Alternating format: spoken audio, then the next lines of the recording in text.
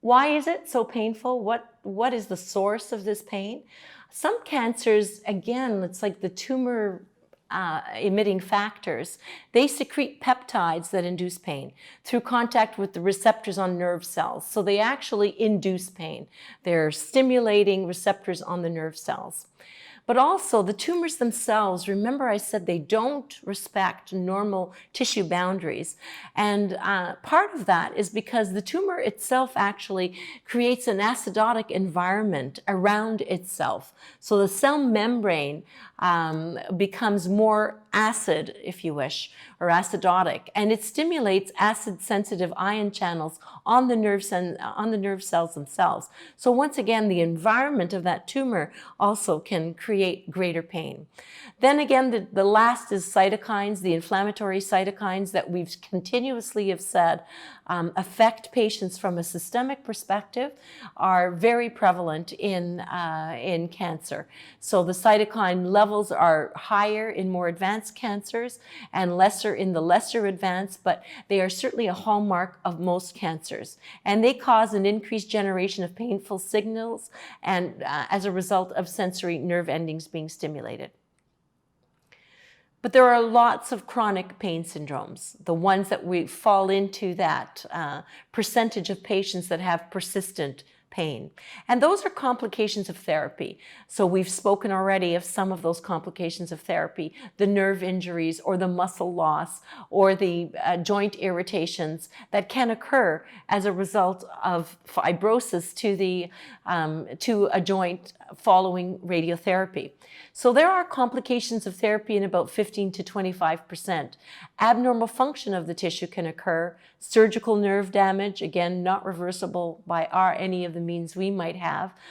Development of fibrosis over time, prolonged chemotherapy-induced nerve injury, toxicity of the central nervous system, and inflammatory disorders that we consider to be paraneoplastic, meaning associated with the neoplasm. Paraneoplastic means the things that occur as a result of cancer itself as a disease. But there are specific sources of cancer pain, and this is where we come in and need to understand this. 71% of patients with cancer as a chronic pain source are experiencing this as a result of skin, bones, joints, ligaments, tendons, etc. They are musculoskeletal sources.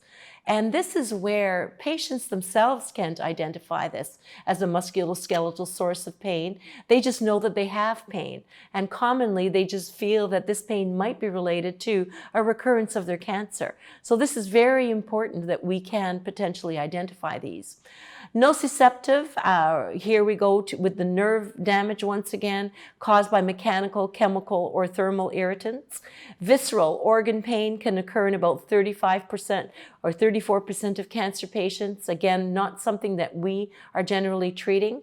And psychological sources. There is no question that there is something called the catastrophizing phenomenon. Sorry for the hesitation on that word. It's not something that I'm accustomed to saying, but basically it's saying that the pain or the constant discomfort and patients are depressed, patients are anxious, and this amplifies the actual source of the pain from a psychological perspective.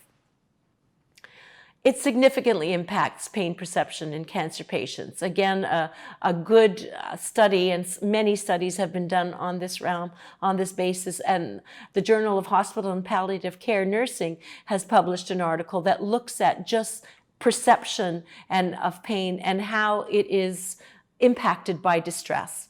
We've said help.